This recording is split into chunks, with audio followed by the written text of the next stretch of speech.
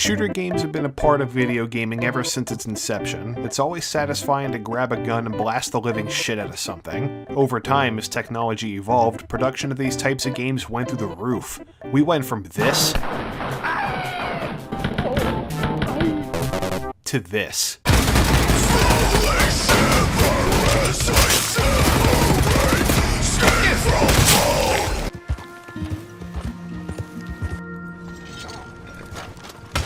What the dick? You deserve to be measured.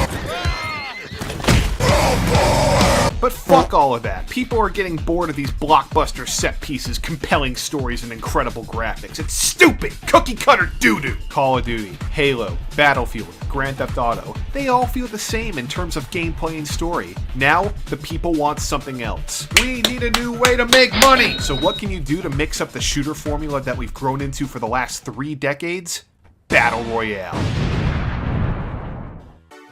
Battle Royale was invented by John Royale when he wanted players to experience the roller coaster of emotions you get filing for a divorce, but in a video game. Tense, unpredictable, and full of paranoia. A number of players are put into an arena. You start with nothing, so you have to look for supplies and weapons to kill everyone else. Rather than the same linear progression and predictable ending, you get a different experience every time. This is it! This is the change we were looking for! We will milk this to the end of time! If you put Battle Royale in the game, people will play it. Fact. It's not rocket science. To look at the roots of Battle Royale, look no further than Minecraft Hunger Games, the birthplace of it all. It inspired the popular Hunger Games movie. 30 players start in a circle and either rush for the loot in the middle and kill each other, or run away and then kill each other. A simple yet revolutionary experience. It took off during the peak of YouTube when all you would find were Minecraft YouTubers and Let's Players. Microsoft loved it so much they bought Minecraft for $2 billion.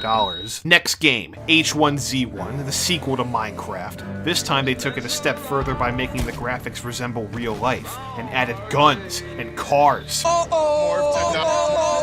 It was kind of a rip-off of DayZ and it wasn't well received on launch. So what do? Inject some Battle Royale into it. Boom!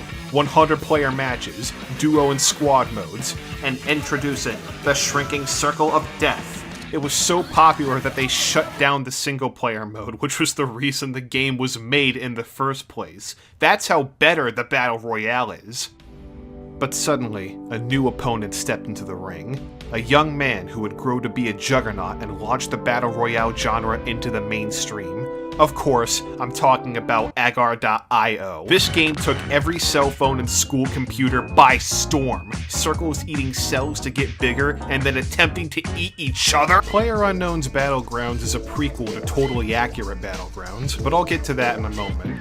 PUBG was the moneymaker of the Battle Royale series. Everyone and their old-ass grandma streamed this game when it came out. It's because of this game's popularity that the worldwide consumption of chicken dinners increased exponentially. 100 players on a big-ass island searching for guns, attachments, and frying pans. And introducing random artillery barrages.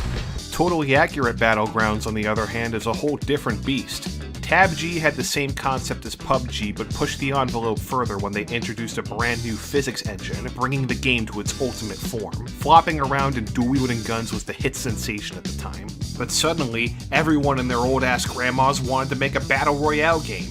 Remember this? We will milk this to the end of time! Yeah, that part is happening now. So now we have Fortnite, one of the first titles to dethrone PUBG as the top dog. And look at this.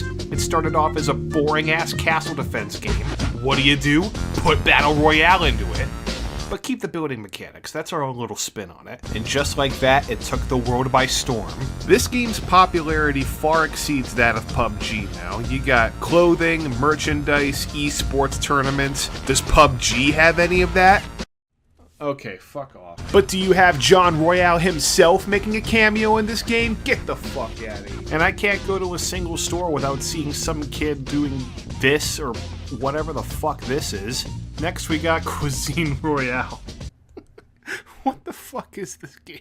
This was meant to be a joke, but instead it got popular. Why? How?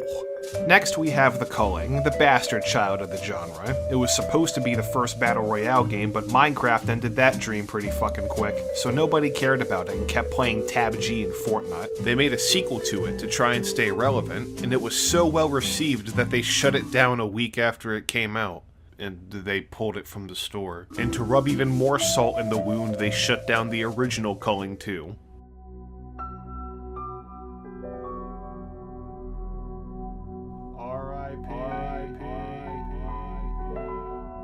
Uh-oh, a new challenger approaches. Where the fuck did Call of Duty come from? I guess it was kind of inevitable at this point. Treyarch saw the success of all of these Battle Royale games and figured they'd jump on the bandwagon. So, Call of Duty Black Ops 4 comes out with Blackout, their own first-person spin on Battle Royale. And we all know how this song and dance goes. It's 100 players dropping onto an island looking for weapons and killing each other while staying inside the shrinking circle. We get it. This is the formula now. And they removed the campaign mode for this, so if this was going to be the main feature, then shouldn't it be called Call of Duty Blackout? The only thing that sets this apart from the other BR games is the zombies, because Call of Duty. Red Dead Redemption 2. You got a big open world in the Wild West, going around, gunslinging, robbing banks. What more could you ask for? A Battle Royale mode? Okay, we're moving on. Titanfall 3 revolutionized the Battle Royale genre yet again by not only adding character classes with their own unique abilities, but also making it so that you focus more on squad play. Coordinating with your team combined with the fast, high-octane gunplay make for a very intense experience. And the critics agree, this is going to be the next big thing, the new underdog title that's going to surpass both PUBG and Fortnite. Nope. Battlefield V Firestorm.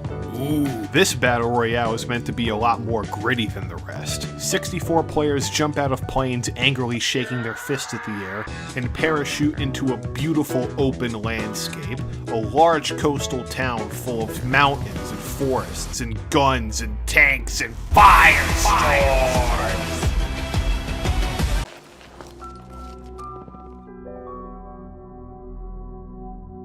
There isn't a huge selection of weapons, but each weapon has a better version of it with more attachments and perks. And they added tanks. This is a game changer because a tank is a fucking war machine that was made to kill. It can kill hundreds of soldiers without taking as much as a scratch. Even though there's ways of stopping one, a good tank crew can outlast most other players that are unprepared or under-equipped. If a tank was in NASCAR, it would kill everyone. And they have helicopters. What? Of course they had experimental two-rotor tandem choppers in the 1940s. You kidding me? Personally, I find this Battle Royale iteration to be a bit easier than the other games. I find myself winning Firestorm way more frequently than all these other games. If you just talk to your squad and play the game normally, you're going to win. And the next thing you know, Battle Royale is going to start spreading to games that shouldn't even have it, like...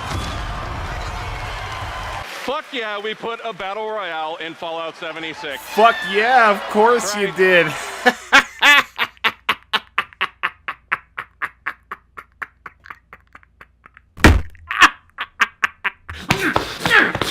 Now, what's next? Is Tetris going to make it?